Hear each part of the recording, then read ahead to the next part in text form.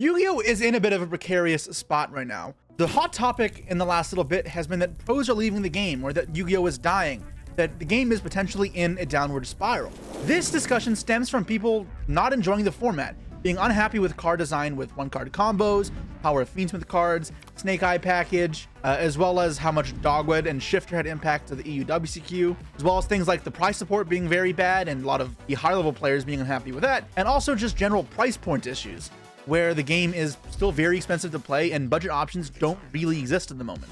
But this video, I am going to do something different. I'm not going to harp on with all the negatives that Yu-Gi-Oh has to offer right now. Been a bad week for Yu-Gi-Oh. I'm going to actually counter one of those arguments and instead say something that I like about current Yu-Gi-Oh! And this one is a bit of a controversial opinion, so hear me out. And that is, I actually really like the Fiendsmith cards. Oh! Jesse! If you're already familiar with the Fiendsmith cards, then just skip ahead a little bit in the video while I go over them, but I do want to make sure that everybody knows what we're talking about. So if you're unfamiliar with the Fiendsmith cards, let's go over them real quick. The center of all of them is the absolute best card in the deck, and that is Fiendsmith Engraver. You can discard it to add any Fiendsmith spell or trap from deck to your hand. Also, you can target a Fiendsmith equip card you control and one other monster in the field, send both to the graveyard. It also says that if it's in the graveyard, you can shuffle back any other light fiend from your graveyard into the deck or extra deck to summon it. Now, each of those effects is once per turn, but that means you could use all three of those effects within the same turn. Even without looking at the rest of this archetype, you can tell this card is bonkers, and the rest of the archetype would have to be extremely bad in order for this card to not be playable. It is essentially Rhoda, while being a revive and also having a removal effect. The next card to talk about is Fiendsmith Tract. The spell card in the deck you typically search off Fiendsmith Engraver, which lets you add any light fiend from deck to hand and then discard a card. So it is a bit worse than a Rhoda, but still is fine, and thanks to Fabled Lurry means you can special summon a light fiend from your deck when Tract is being used. Tract has a graveyard effect as well, though, that you can banish it to fusion summon a Fiendsmith monster using materials from your hand or field. That'll bring us to our two fusion monsters, both of which are pretty good. First up is Fiendsmith Lacrima, the one that is probably a bit more criminal of the two. It's a level 6 that requires 2 light fiends, that lowers your opponent's monster's attack by 600, but more importantly, when it's fusion summoned, lets you target a light fiend in your grave or banish and either add it to your hand or summon it. And when it hits the graveyard, you can shuffle back any other light fiend from your graveyard to inflict 1200 damage to your opponent. Now the next one is one that I prefer, but is also incredibly strong, that is Fiendsmith Desiree. A high-level fusion that's going to require Engraver, so specifically Engraver, plus 2 other light fiend monsters. It has a quick effect that lets you negate cards on the field up to the number of link rating equipped to this monster, which you'll see with the link monsters how that happens. And then if this card is sent to the graveyard, you can shuffle one other light fiend from your graveyard back into the deck to send one card on the field to the graveyard. This one does target though. What we have here is a very cool card because it floats in a meaningful manner, also providing an Omni Negate. However, its Omni Negate isn't as broken as Baron. I'll get into that with the discussion of why I like these cards, I guess, afterwards. Then let's go over to the links now, because that's going to matter with how Desiree's effect functions. First off, we got Requiem, another just crazy card. It's a link 1 requiring a light fiend monster. It can only be summoned once per turn though, so you can't just spam this into itself or other random nonsense. During the main phase quick effect, you can tribute summon a Fiendsmith card from your deck. And remember, Engraver's on-field effect isn't anything too fantastic, so this one's not hugely a problem. And then also, while it's in your graveyard, you can once per turn equip it to a non-link light fiend you control. And that monster gains 600 attack. This will let you trigger your Desiree effects and negates, as well as your Engraver effect to send an equipped card plus a monster on the field to the grave. Fiendsmith Sequence is the next one, and this one is definitely the better of the two, and that's saying something because the others are still good. And that is a link 2 that requires at least 1 light fiend. And during the main phase, you can fusion summon a fiend fusion from your extra deck by shuffling materials from your graveyard into the deck. So nice miracle fusion type effect there, except it's shuffling, not banishing. Very powerful. And then also, like Requiem has the graveyard effect, and you can equip it to a non-link light fiend that you control. And this card will make the monsters equipped to untargetable, which is incredibly strong. So that's the biggest part of the Fiendsmith archetype. Now, there are 2 other cards, Sanct and Fiendsmith Paradise, which I think are super cool, and they are niche playable, so it's worth going over them real quick. Even though maybe the standard and most common Fiendsmith engines won't maximize or even play these cards at all. Fiendsmith Sanct says if you control no face-up monsters, or the only face-up monsters are light fiends, especially a Fiendsmith token, which is going to be a level 1 light fiend, but you cannot attack except with fiend monsters the rest of the turn. Also, in a face-up Fiendsmith that you control is destroyed, you can reset it from the graveyard. The Fiendsmith in Paradise is the one that I actually prefer because I think it's really cool in graveyard mill-based decks, as well as just the cool card search off Engraver if you don't want the extension spell. It's a trap card that you target level 7 or higher light fiend you control, so just Desiree in this case typically, then you send all the cards in the field to the grave, so it's a cool field nuke. But it then has a graveyard effect that if your opponent special summons a monster while it's in the grave, you can banish it to send any Fiendsmith from your deck or extract to the grave. So ideally what you're going to send here is Engraver for follow-up, or you're going to send Desiree, because when that goes to grave, you can shuffle back any other Life Fiend to then send a card from the field to the graveyard. So it turns this into a graveyard interruption, which I think is super cool for layering around opponents' breakers. You can't get blown out by cards like evenly matched as easily, and this card can, you know, at least give you some defensive options after the fact, after your board gets wiped and what that. Okay, so now that we know what the Fiendsmith cards do, we can kind of see how they come together. They give you access to link fodder by linking up into sequence, making Lacrima, bringing back Engraver, and from there can go into rank 6 plays or link 4 plays. The value in this is immediately apparent. Being able to go into Appaloosa, Access Code Talker, or any other sort of powerful link 4 with less bodies than what would normally be required. What's good about this is you can often do this without even needing to commit many normal summons or such. Because if you just straight up do Engraver, you can go Engraver, add Fiendsmith Tract, get Lurie, discard Lurie, revive Lurie, make Requiem with that, summon Engraver from the deck, and from there you can equip Requiem, fuse those off into Necro-Equip Princess, revive the Engraver, make Sequence, and Sequence make Lacrima. At that point, you don't have targets to revive off Lacrima, but you make Link 3 worth of material without having committed a normal summon and while only using a single card. And then obviously, any more you can expand upon that with a normal summon or any other light fiends means you can progress into higher counts of bodies. So we can kind of see how this all comes together. Say you even just draw Engraver. You can Engraver for Tract, get Lurie, discard the Lurie. Lurie comes out, then make Fiendsmith Requiem. Requiem tribute special Lurie from deck, then use the Engraver's Engrave, shuffling back a material to summon back the Engraver, link those two off for sequence, shuffle back one of the Engravers plus your other Life Fiend you hadn't already shuffled back, make Lacrima, which can revive the Engraver, and just like that, we now have 4 bodies on field, or 3 bodies, one's a link 2, setting up a rank 6 play, plus into link 3, or a link 4 material. There is no question that this is a rather powerful play. And you're doing this all without your normal summon, and also not really requiring too many bricks in your deck. Lurie and Tract being the worst cards in your deck, but neither being incredibly awful to draw. Because remember, normal summoning Lurie is not the end of the world either. But what's even crazier about the Fiendsmith cards is that with Moon of the Closed Heaven being legal, you can now convert any 2 monsters into your Fiendsmith package. That Fiendsmith package will go into Requiem, and then into Engraver. Engraver can then go into Sequence, and then from there you have enough Life Fiends in your grave to go into Lacrima once more. And again, rank 6 fodder. Now, if you don't want to just set up a bunch of link fodder because you have nothing good to make, or no good rank 6s to make, the other option you can go for is Desiree, and actually get a tangible interrupt. Desiree with the equipped sequence will be an untargetable 2800 beater that is able to negate 2 cards once per turn. So yeah, we can kind of see how broken these Fiendsmith cards are, and it may seem like I'm not trying to prove the point that I like these cards, and that these cards are not healthy for the game, but trust me, we'll get there. When it comes to discussing what makes a archetype or a format or a deck unhealthy or healthy, I think one of the most important things to look at is the end pieces and actual disruptions that the deck has access to. And as far as the Fiendsmith cards go, their in-engine forms of interrupts are mostly rather tame and not that crazy. Their only real interrupt outside of Engraver's Search, Fiendsmith, and Paradise is going to be Desiree. And I've gone over on this channel how I'm not a huge fan of Omnis before, but Desiree, while being incredibly strong and an Omni Negate, I think is on the verge of being the most acceptable Omni Negate. And now why I think it is the most acceptable Omni Negate is for one of a few reasons. For one, this card doesn't destroy. This means if you're able to force out the interaction point of Desiree with a monster ability, you get to preserve your monsters in field. So unlike Baron de Fleur, where your monster would die, you get to keep going forward. It's part of the reason why I felt like there was a very clear difference in power level between Savage and Baron. Because if your body still lives, you can then convert it into something else to help push through fields. Something where Fiendsmith would actually be a contributor towards, letting you push through stronger fields easier because now you have access to, afterwards, Moon in the Closed Heaven into your Fiendsmith package. But Desiree isn't going to haunt you in that same way. It does beat spells that are immediately activated though, so it does force the player to kind of think about how they go about breaking the field, as well as the player using the Desiree, how they want to use their interrupts in the most effective way possible. Now, the other reason I like Desiree is a little more of a niche one, and that is it basically checks on resolution how many cards it negates based on what's equipped to it. So if you were able to chain a card that clears the Desiree before it resolves, so say your opponent uses Desiree and you chain Ghost Ogre to it, or you chain Cosmic Cyclone to hit the equip spell, the Desiree won't negate anything. This leaves it with an extra level of vulnerability where you don't have to really focus down on target spells to kind of deal with it, but you can be more flexible and more cards deal with it. So you can string together combinations like Cosmic plus Dark Hole that work, where if you do that versus Baron de Fleur, no, that does nothing, obviously. And I think it gives a bit more room for creativity. It also means that the untargetable aspect of sequence isn't going to be a huge issue, right? It just means cards like Chalice or Imperm aren't going to be viable ways of stopping Desiree. And I don't think every card needs to answer Desiree, but I think the fact that there is a flexible and wide variety of answers to it means it's not going to be overbearing in the same way that something like Baron kind of felt.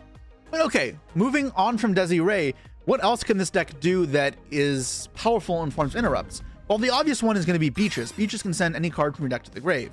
This deck is pretty much rank 6 turbo.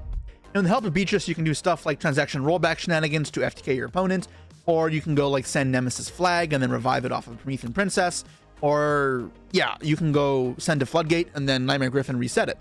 You can do a lot, and the idea is that Beatrice can do pretty much anything in the game and is an FTK.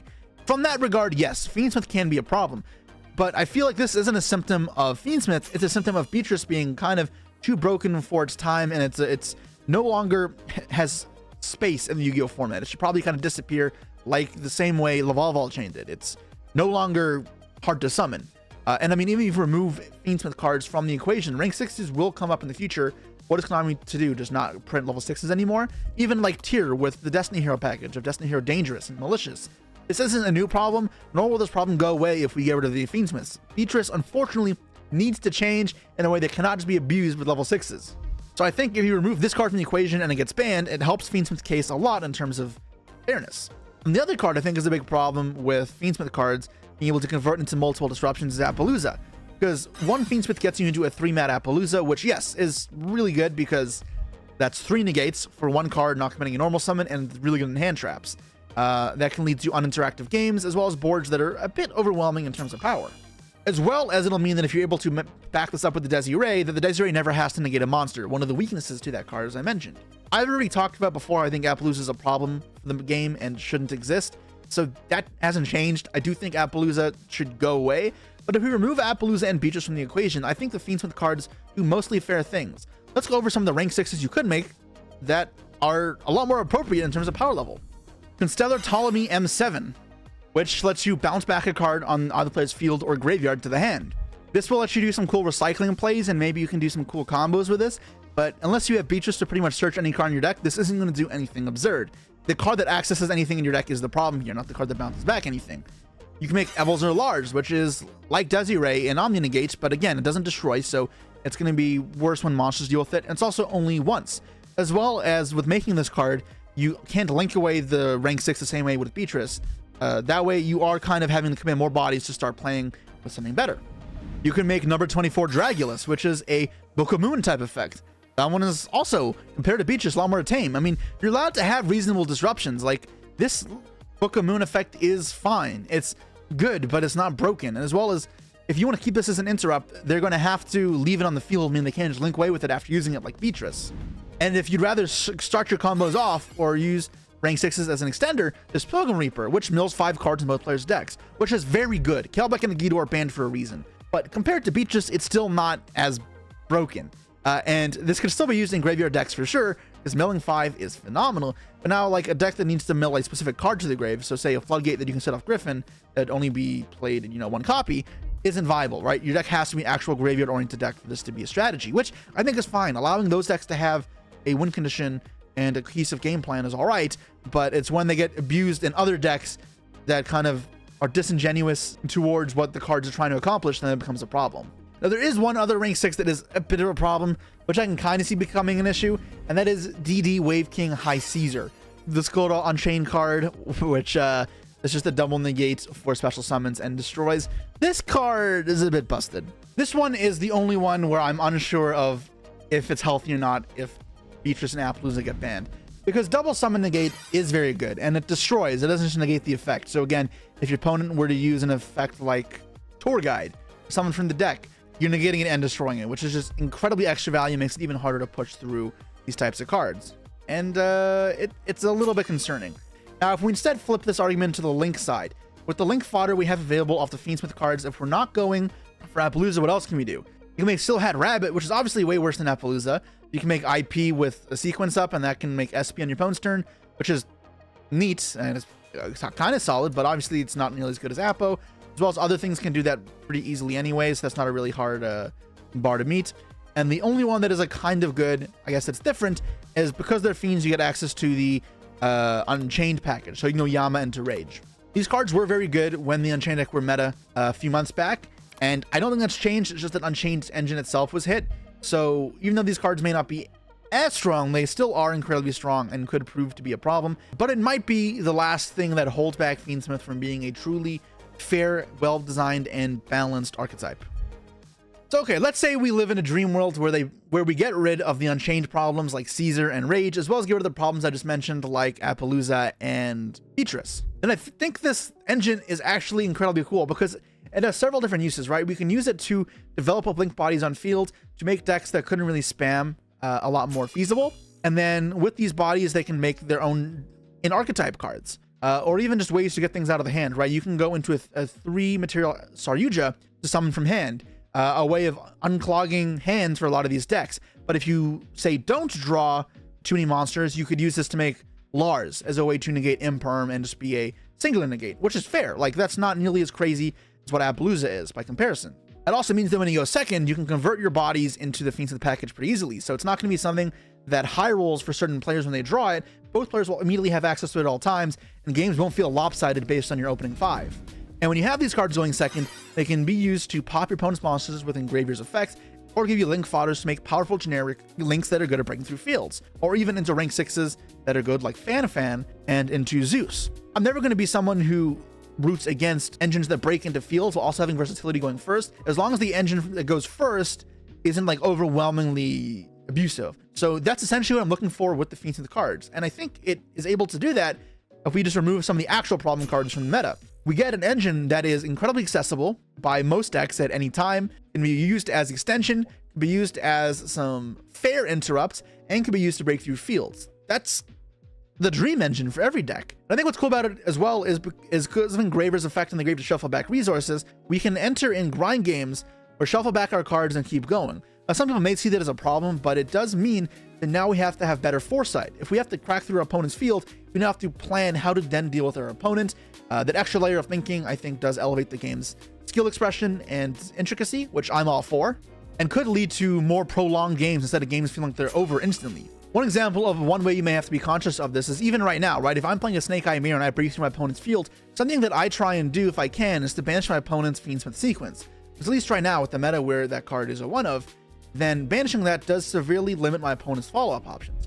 Other people may decide to hit Engraver, but then if your opponent gets 2 Light Fiends, they can then go into Requiem once again, or if they draw Engraver, you lose. Sequence is a card where if you hit it, they have to use Tracked Effect Diffuse to make Lockerman to get it back. And you can see here, there still are counter plays, still are ways to get it, but it requires you to be conscious of all the possibilities. So that type of layered gameplay, yeah, I really like it.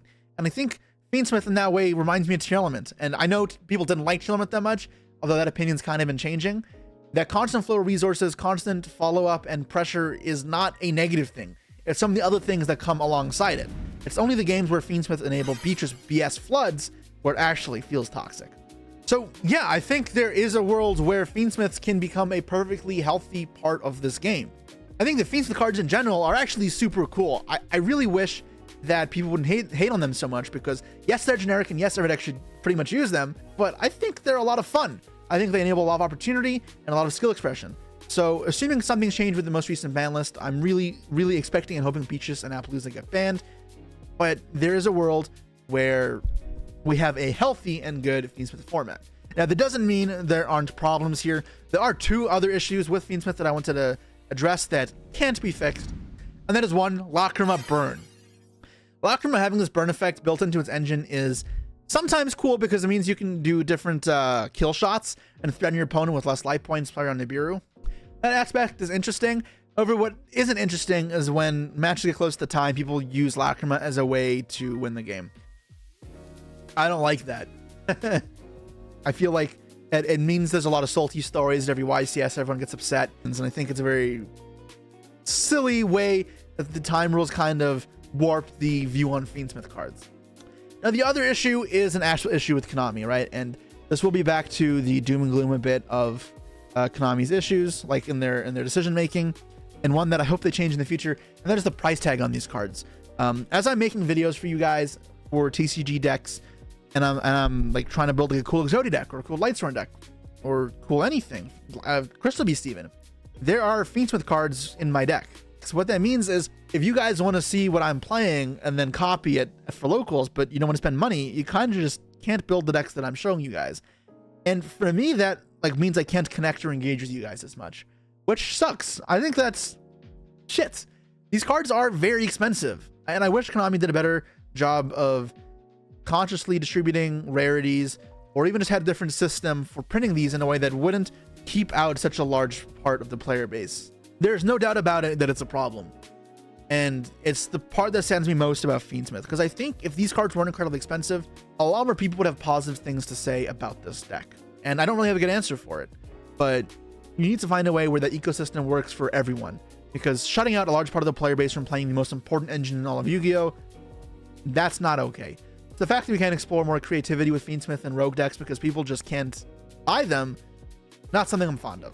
Anyways, those are my thoughts, guys. Let me know what you think. I think overall Fiendsmith is a very underrated and fair deck, or engine rather, that with some small hits in the ban list can make for a really cool Yu-Gi-Oh! Format. It does have the price problem, it does have the burn problem. I think both of those will be overshadowed by the healthiness and complexity of these cards if we get to see a balanced cleanup the problems that like Beach and Appaloosa that do exist. I'm curious if you share any of the same sentiments, or if there's any things that I missed that make a difference in why Fiendsmith isn't something you enjoy, or is a reason you enjoy. Also, if you like these discussion videos where I go over my opinions or thoughts on a format, a card, a deck, engine, game design, anything, then again, leave me a comment down below if there's any others you want to see, and you know what, like, subscribe. That's all for now, guys. Peace.